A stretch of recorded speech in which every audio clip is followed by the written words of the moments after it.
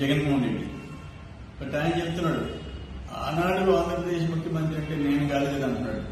అదేమో మాకైతే అర్థం కాలేదు. కానీ 2021లో ఆనాటి ఆంధ్రప్రదేశ్ ముఖ్యమంత్రి జగన్మోహన్ రెడ్డి ఈ సోలార్ పవర్ పర్చేజ్లో లంచాలు తీసుకున్నామని చాలా క్లియర్గా FBI federal bureau of investigation స్పష్టం చేసింది.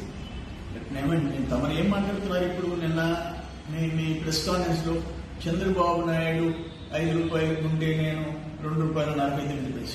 ఇప్పుడు చంద్రబాబు నాయుడు 2014లో ఒక సోలార్ ప్యానల్, ఒక మెగావాట్ సోలార్ ప్యానల్స్ 15 కోట్లు పెట్టుబడి, ఇప్పుడు 50 లక్షలు.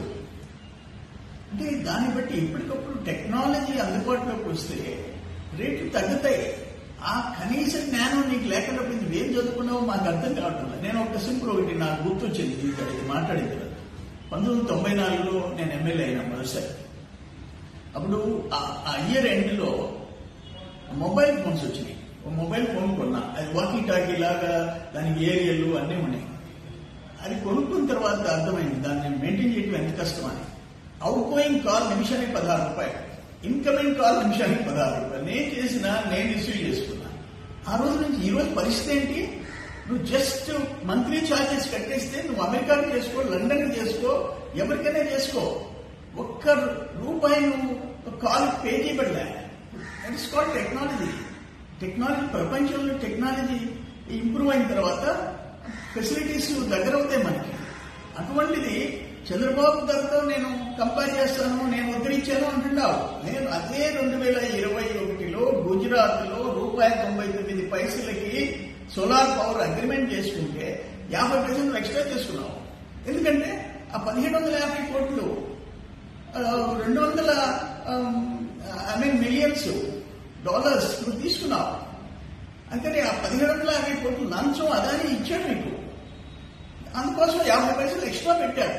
నువ్వేం చెప్పుండాలా? నీ గొప్ప గుజరాత్ ₹99 అయితే నేను 10 పైసలు తగ్గించి అగ్రిమెంట్ చేశా, నేను 20 తగ్గించి పవర్ పర్చేజ్ చేశానని గొప్పలు చెప్పుకో.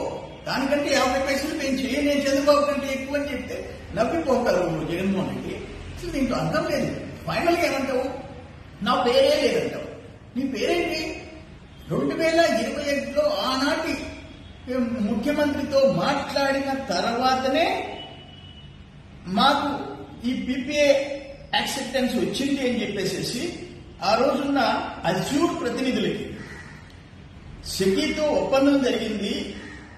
ఏపీ సీఎంని గౌతమ్ అదానీ కలిసి ముడుపుల విషయం మాట్లాడిన తర్వాతే సెకీతో ఒప్పందానికి ఏపీ అంగీకరించిందని అజ్యూర్ ప్రతినిధులకి అదానీ గ్రూప్ సమాచారం ఇచ్చింది. Very clear. ఏపీ సీఎం అంటే జగన్మోహన్ రెడ్డి కాదా? ఇది చిన్న పిలికాయలు నీకంటే బెటర్గా ఉండాలి. ఇది ఏం మాట్లాడుతున్నావు అర్థం కావట్లేదు. నువ్వు మా కర్మ. ఆంధ్రప్రదేశ్ చీఫ్ మినిస్టర్ కాకపోయినా ఆంధ్రప్రదేశ్ మాజీ చీఫ్ మినిస్టర్ అని చెప్పుకునేదానికి కూడా సిగ్గుపడాల్సిన పరిస్థితి వస్తుంది. అల్టిమేట్ గా నేను ఒక్కటైతే చెప్తుండా, నీకు సిబిఐలు ఈడీలు 12 ఏళ్ళు అయిపోయింది, ఏం పీకలేకపోయినారు. 2 డజన్ల కేసులున్నాయి. వీళ్ళేం చేస్తారని అనుకుంటున్నామేమో కథలు చెప్తే అది FBI, federal bureau of investigation, security exchange commission, America సంస్థలు, ఇన్వెస్టిగేషన్ సంస్థలు, ఈ ప్రపంచంలో అత్యంత ఇంపార్టెంట్ ఇన్వెస్టిగేషన్ ఏజెన్సీ FBI నిన్ను క్లియర్ గా నువ్వు లంచం తీసుకున్నావని చెప్పేసి చెప్తే అది నాకు సంబంధం లేదు, ఏపీ చీఫ్ మినిస్టర్ అంట నాకు సంబంధం లేదని అంటే ఇది కుదరదు నాయన. నీకు తప్పదు.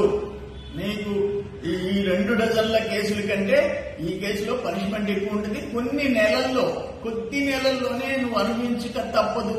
జగన్మోహన్ రెడ్డి, నీ వల్ల రాష్ట్రం నష్టపోయింది, ఇక్కడ ఉన్న ప్రజలు నష్టపోయినారు, పెట్టుబడులు పోయినాయి, పరిశ్రమలు పోయినాయి, ఉపాధి పోయింది, ఉద్యోగాలు పోయినాయి. ప్రజలు అనుభవిస్తున్నారు. నేను చేసిన పాపాలకి డెఫినెట్ గా నువ్వు అనుభవిస్తావు.